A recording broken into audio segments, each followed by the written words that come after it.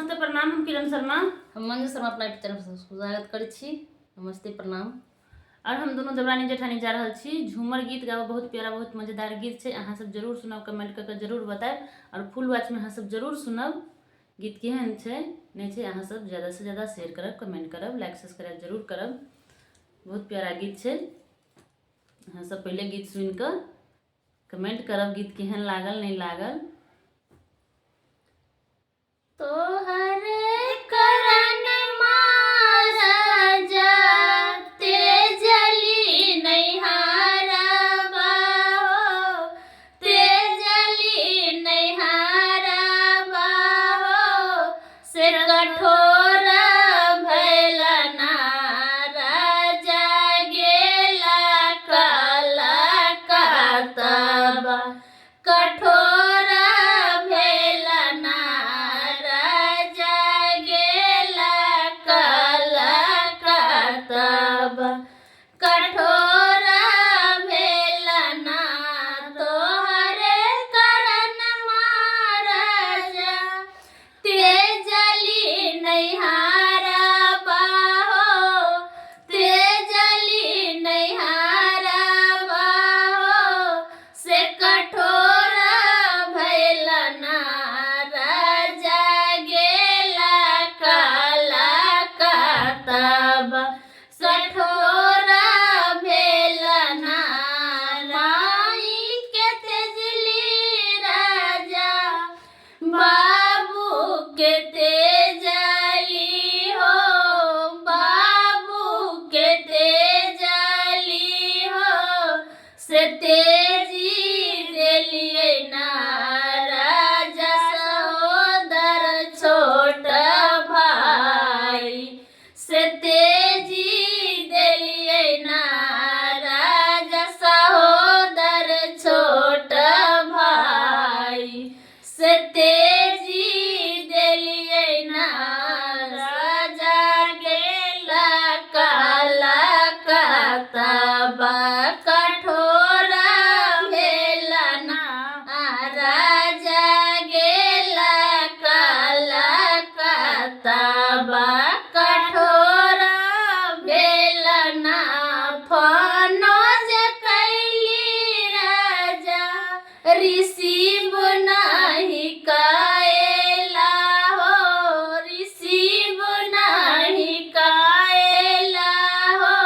कठोर भेल ना राजा गेला काला कातबा।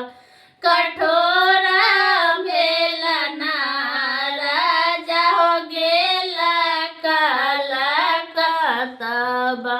कठोर भेल ना तोहरे करन महाराजा तेजली नैहारबा हो, तेजली नैहारबा हो, से कठोर भेल ना राजा गेला काला कातबा। कठोर भेल ना राजा हो गेला काला कातबा। कठोर भेल ना चाची के तेजली राजा, चाचा के तेजली हो, चाचा के तेजली हो, से तेजी देलिए ना राजा संग के हो सहेलिया। से तेजी देलिए ना राजा गेला काला कातबा। से कठोर भेल ना राजा गेला काला कातबा। से भूली गेल ना माई से जे कैली राजा रिसीव नाही रिप्लाई ना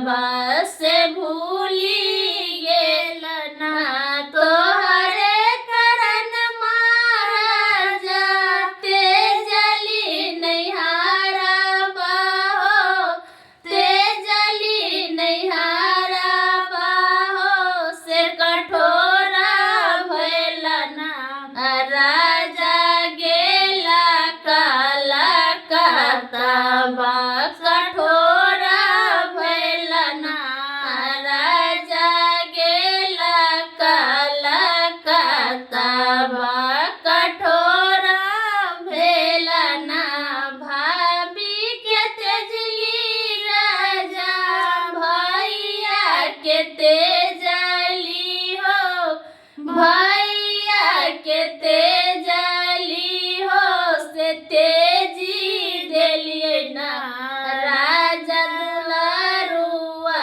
भतीजा से तेजी देलिए ना राजा दुलारुआ भतीजा से